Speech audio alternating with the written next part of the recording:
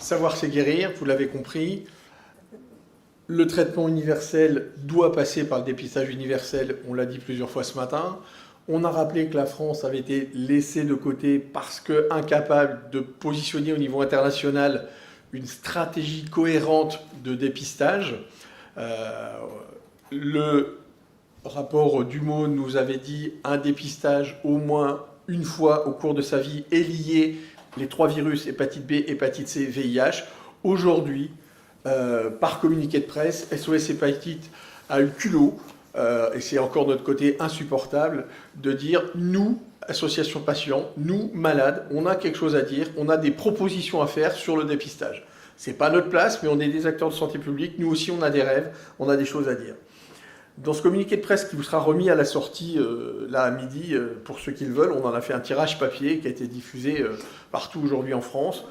On l'a axé sur ce qu'on a dit aujourd'hui, c'est-à-dire sur le dépistage. Alors on veut, nous, aujourd'hui, 3 axes qui sont importants.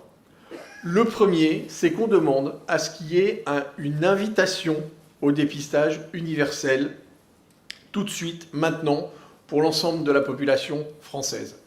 On a des propositions, on a des réponses, et on pense que c'est à la sécurité sociale, probablement, de faire cette invitation au dépistage. On ne peut plus être dans l'époque où on demande aux médecins d'y penser de temps en temps, de bien vouloir le mettre sur l'ordonnance, de se rappeler si les gens ont des antécédents, etc. L'invitation au dépistage, elle doit être aujourd'hui médicale, mais elle doit être aussi démédicalisée. Et si c'est un problème de santé publique, c'est à la sécurité sociale de faire cette invitation. On ne la demande pas sur un projet pendant 4-5 ans, on la veut maintenant et on demande que cet appel à dépistage soit fait maintenant. Ça a un coût tout ça, ok, on n'est pas là pour en discuter. À une époque, on n'a pas non plus discuté le prix des médicaments. On l'a mis en cause, mais on a appelé au traitement universel. Aujourd'hui, ça a un coût, mais on appelle quand même au dépistage universel. Ça, c'est notre premier axe, c'est tout le monde tout de suite. Le deuxième axe, qui est important pour nous, c'est de dire il faut renforcer les stratégies de dépistage ciblé.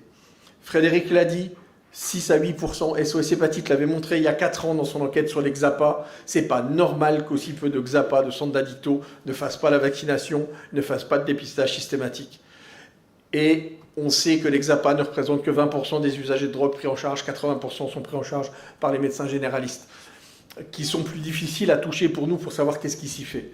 Donc aujourd'hui, on demande que là où les gens sont repérés comme ayant eu des pratiques à risque, que ce soit des insuffisants rénaux, que ce soit les transplantés, que ce soit les patients addicts, alcooliques, toxicomanes, que tous ces centres où on a déjà des gens qui sont repérés comme à risque, on renforce les stratégies de dépistage par de la formation, par de l'information, par le développement d'outils adaptés comme les TROD, par la facilitation de réaliser les TROD.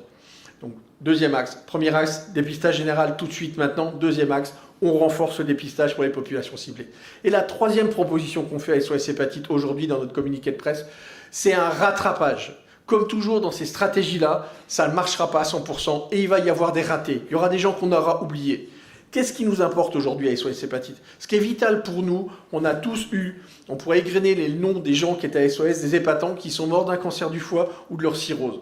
Ce qu'on veut, c'est de ne plus voir ces patients-là. Et quand on a réfléchi, qu'on a repris les courbes et les analyses des hépatos, on s'est rendu compte qu'en dehors des populations à risque, patients qui avaient un problème d'alcool ou de drogue, etc., la cirrhose et les formes graves arrivaient dans la deuxième moitié de la vie, après 50 ans. Donc ce qui nous importe, c'est le bien vieillir. C'est de ne pas rentrer, de ne pas passer la barre des 50 ans sans avoir été dépisté.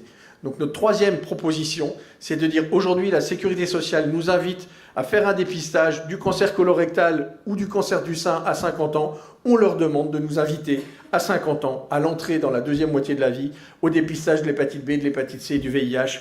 Ça ne coûtera pas grand-chose de le rajouter et de nous demander après de venir en causer aux médecins. Ces 3 axes-là sont pour nous une proposition de dépistage universel aujourd'hui en France en 2017, en novembre 2017, dans le cadre du Forum national des SOS Hépatite. Merci de nous soutenir et d'aller dans ce sens-là avec nous.